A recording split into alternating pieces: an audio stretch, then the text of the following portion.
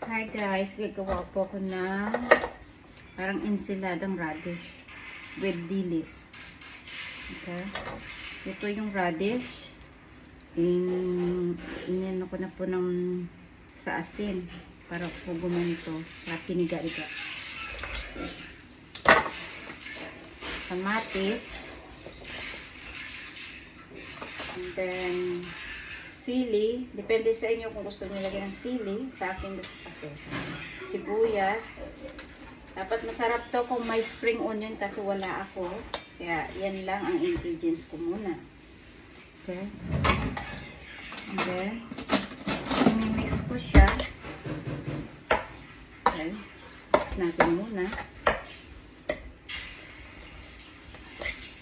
Lalagyan natin ng suka. Lagyan natin suka.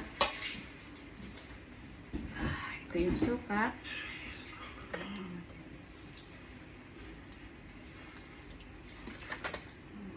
Sarap pag asin.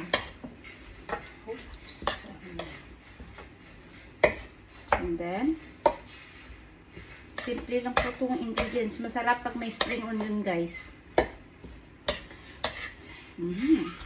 And then, lalagay ko po yung dilis ko.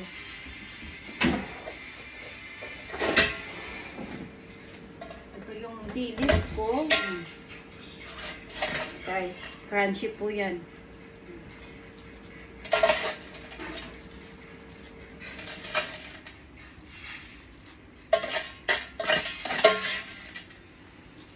Air fryer ko pa to.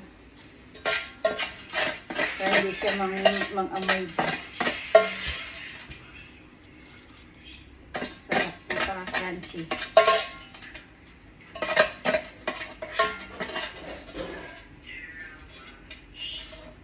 Okay. And then, i-mix lang po natin ang i-mix.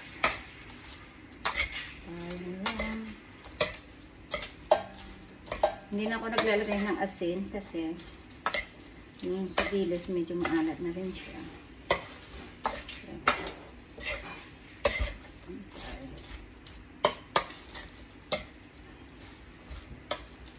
Ito na yung finished product.